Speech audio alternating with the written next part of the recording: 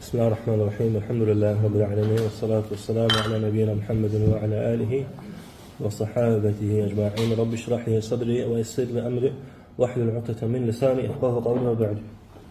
Möhtərəm qardaşlarım, mən birinci özümə, sonrası isə Allah Taala'dan haqq təqvasından qorxmağa nəsihət edirəm. O təqva ki, onu Allah Taala öz kitabında əmr eləyib və o təqva ki, Muhammed sallallahu aleyhi ve sellem ona öyrədib. O da gizlində və aşkarda qorxmaqdır. Təqva, yəni Allah Taala'dan gizlində və aşkarda qorxmaq deməkdir. Yəni aşkarda qorxmaq rahatdır. Aşkarda, yəni insanların içində Ömər ibn Xattab kimi, Ali ibn Əbu Talib kimi gəzmək rahatdır. Amma gizlində olan işçiləri kimi olmaq çətindir. Və o təqvanı ucaldan, o təqvanı qaldıran yəni amillər də var və həmçinin də onu aşağı salan, yəni imanını zəiflədən amillər var. Və onları da bizə şəriətimiz öyrədir. Və o təqvanı ucaldan amillərdən də biri də haramları Allahın razılığı üçün tərk etməkdir. Haramları tərk etmək yox, haramları Allahın razılığı üçün tərk etməkdir. Bir insan, əgər ona həkim desə ki, sənə siqaret ziyandır, sən o siqareti tərk edə, yoxsa öləcəksən, onun siqareti tərk eləyəndən sonra, həkimin sözündən sonra, siqareti tərk eləyəndən sonra onun ixtiyarı çatmır desin ki, Allah üçün tərk eləmişəm. Çünki ölümün qorxusundan, şirin olan şeyin qorxusundan tərk eləyir. Amma ümumiyyətlə, Allah Taala insanı əzəmətliyardır. Allah Taala insanı güclüyardır. İnsan sevdiyi üçün hər şey eləyir. İnsan sevdiyinə görə hər şey eləyir. Hətta ölər də belə. İnsan öz ailəsinə görə ölər, onu qorumaq üçün ölər. İnsan vətəni üçün də həmçinin, insan qardaşları üçün, insan sevdiklərinə görə. İnsana görə kim qədir qiymətlidirsə, insan kimi sevirsə, ona görə ən çox sevdiyi canını da belə verir. Amma bir müsəlman, Allahdan qorxduğunu iddia edən bir müsəlman, haramları tərk edə bilmirsə, nəfsindən keçə bilmirsə, demək o Allahın, yəni sevdiyini o deyil. Ona görə sələflər deyərlər, Allah qatında bir kəsin, bir müsəlmanın qədir qiymətini ölçməsi üçün o baxsın öz içində Allah hardadır. Müsəlmanın içində Allahdan qorxduğunu iddia edən üçün Allah Taala hardadır? Hardadır o Allah sənin qəlbində? Artıq sən də Allah qatında oradasan. Düz ola bilər Allah qatında lap yuxarıdasan. Çünki Allah ədalətlidir. Biz ədalətsizlik. İnsan zalimdir. İnsan hətta öz nəfsinə qarşı belə zalimdir. Necə ki Allah Taala öz kitabında insanı bu cür vəsf edir. İnnəl insana zalumun cəhula. İnsan həqiqətən zalim və cahildir. Amma Allah Taala bu sifətlər Allah Taalada yoxdur. Allah nə zülm eləyən deyil, nə də xəbərsiz deyil. Ona görə də qardaşlarım, insanın, müsəlmanın xətaları çox ola bilər. İnsanın günahları da ola bilər. Məsələ çağırılan, deyilən, nəsihət olunan insanın günahsız yaşaması deyil. İnsanın o günahdan sonraki olan halıdır. Çünki nə qədər insanlar var ki, günahdan sonraki olan halları, yəni tövbə edib qayıtmaları, əvvəlki hallarından üstün oldu. Nə qədər insanlar var ki, onlar günaha düşdüklərinə görə salihlərini oldular və qayıtdılar. Həmişə dərslərdə xatırladılar. Allah Taala'nın öz kitabından nazil etdiyi bəzi ayələr var. O zaman ki, Əbu Bəkrlə, Siddiqlə radiyallahu anhu, Ömər ibn Xattab Allah Rasulunun yanında səslərini qaldırırlar. Hər hansısa şəriət məsələsini mübahisə edərkən səsləri qalxır. Allahın dinini danışarkən, məqsəd Allah Rasulunun yanında dəfsizlik deyil. Sadəcə olaraq aralarında mübahisə düşür. Allah Taala ayə nazil edir ki, Peyğəmbərin yanında səsinizi qaldırmayın və bir-bir bizi çağırdığınız kimi ona çağırmayın. Subhanallah-i-azim. Sahabələr deyərlər ki, bu ayə nazil olandan sonra Allah Rasulu Ömər ibn Xattabla danışanda onu eşitmirdi danışanda. Deyərdi ki, ey Ömər, eşidilmirsən. Səsini qaldır danış. Hətta səsini qaldıra bilmir danışanda. Fikir ver, sonraki halı ilə əvvəlki halı necə dəyişdi? Ona görə salih insanın xətaya düşməsi labiddir. İnsan xəta edəndir. Amma xətadan sonraki hal salihlərlə talihlərin, yəni özlərini məhv edilən fərqi oradadır. Günahdan sonraki hal. Günahdan sonraki hal. Məsələn, sən baxsan görərsən, sələflər deyərlər, erməkli deyərlər, insan günah eləyəndən sonra xeyirləri çoxaltmalıdır. Amma salih olmayanlar, talihlər, onlar nə edərlər? Əksinə, elə onunla davam edərdilər. Hətta o zamana qədər ki, insan bilirsiniz, günah eləyəndən sonra peşmançılıq gəlir. Amma o bir müddətdir. Və bir müddətdən sonra peşmançılıq gedir.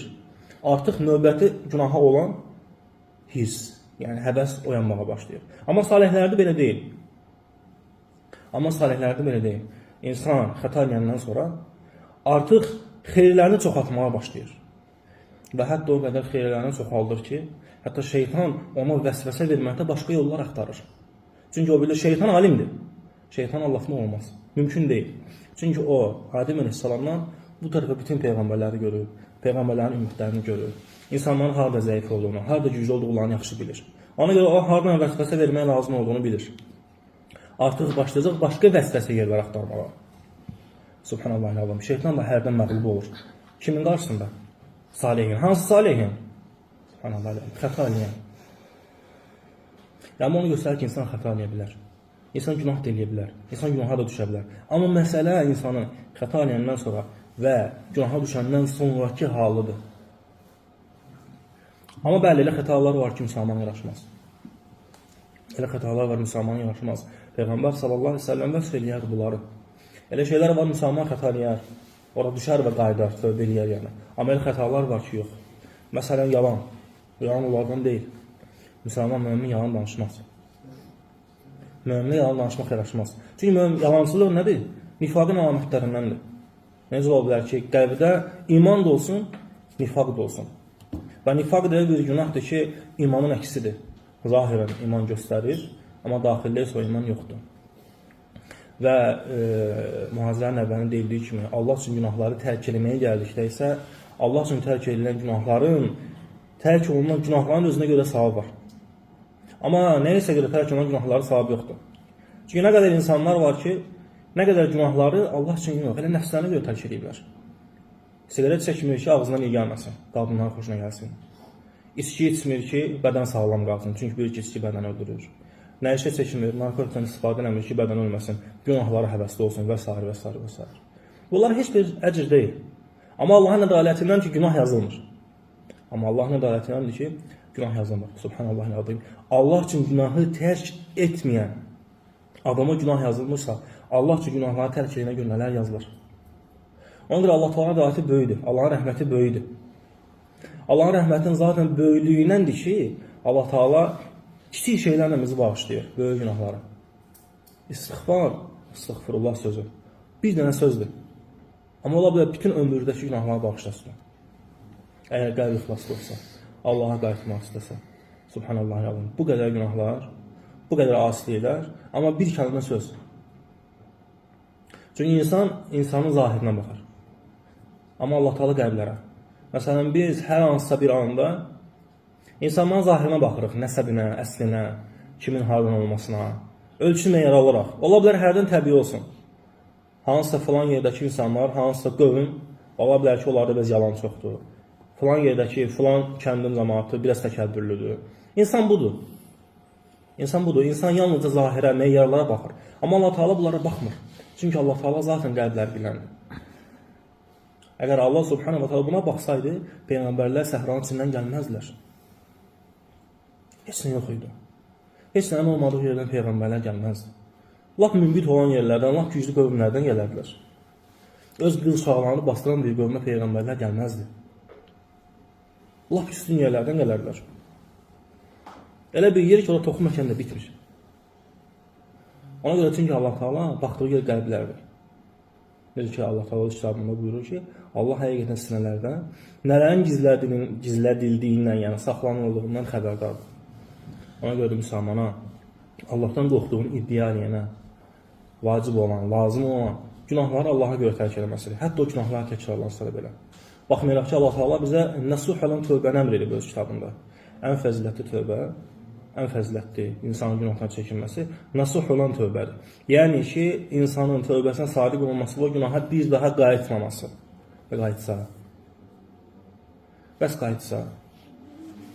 Ona görə soruşulanda insanların dəfələrcə günahlarına qayıtmasına, tövbə edib qayıtmasına, artıq orada düzgün cavab odur ki, hər dəfəsinə tövbə eləmək lazımdır. Hər dəfəsinə tövbə eləmək lazımdır. Çünki bağışlayan Allah Teala'dır. Amma sadəcə bir məsəl, bir problem ondan ibarətdir ki, günahlar çoxalanda tövbə eləmək olmur. Günah az olanda tövbə eləmək rahatdır. Çünki qəlb sıxılır. Amma günahlar çoxalanda yox. Siz o sigaret çəkənlərə bir an gedin soruşun. Hər dəfə çəkəndə o sigareti söndürüb atanda onlar istiğfar edə bilirlər. Mümkün deyil. Mümkün deyil. Və yaxud da gözlərini qorumayanlar və s. Vallahi mümkün deyil.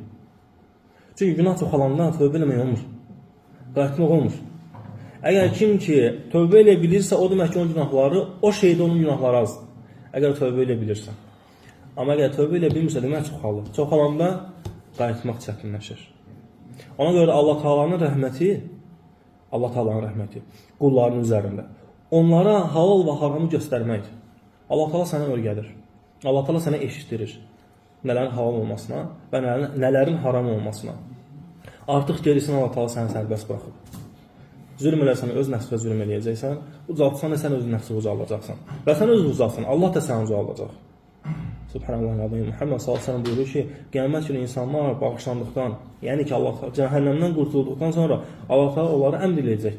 Sinələrində olan Quran-Kərim nə qədərsə oxuyub uzanmaqlarına. Baxmayaraq ki, cənnətə girəcəklər, amma Allah Taala orada onları ucaldacaq. Nə qədər Allahın kitabından bilirlərsə. Amma halbuki Allah Taala'nın məgər cənnətin hər hansısa bir yerinə, bir müsəlmanı, Allah bizə müvəffəq eləsin. Allah Taala məgər hər hansısa bir müsəlmanı cənnətə salsa, mümkündürmü ki, Allah Taala insanı pis yerə salsın? Vallahi mümkün deyil. Hətta bu dünyada Allah Taala bizə xeyirli şeyləri, xeyirli tərəflərə biz yönəldir. O ki, qalmışı cənnətinə. Amma hətta orada da belə Allah Taala rəhm edir. Hətta orada da belə Allah Taala qullarını ucaldır. Ona görə layiq olmaz. Allah layiq deyil ki, qullar onun qarşısında günahla görürsünlər və günahlarına davamiyyətdə olsunlar. Allah layiqdir ki, bizi daim sabitliklə, bizi daim xeyrə tələsməklə görsün. Çünki Allah möhtac deyil. Möhtac olan bizik. Necə ki, Allah Taala biz birik, soruşulan deyil, Allah soruşandır. Və biz soruşulanıq. Və biz soruşulacağımıza görə bizim ehtiyacımız var o şeylər. Allahın ehtiyacı yoxdur. Allah Taala'dan istəyirəm ki, bizim qədəmlərimizi, ayaqlarımızı, qəlblərimizi bu din üzərində sabit saxlasın. Və bizdən sonra gələnləri də xeyir əhlindən eləsin, müttəqilər imamlarından eləsin. Allah Taala onları xeyirdə öndə girənlərdən eləsin. Allah Taala onları şərə bağlı olan qapı eləsin və bizi də həmçinin. Ölkəmizi, müsəlman ölkələrini qorusun və müsəlman ölkələrinin ordularına güc qüvvət versin, rəhbərlərini qorusun. Onları daima xeyirli qərarlar verməyə müvəffəq eləsin və xeyir əhli olanın yanına yaxınlaşdırsın. Ən düzən Allah bilir və sallallahu aleyhi və səlləm Muhammedin və alə alihi və sahabəti ecmaîn.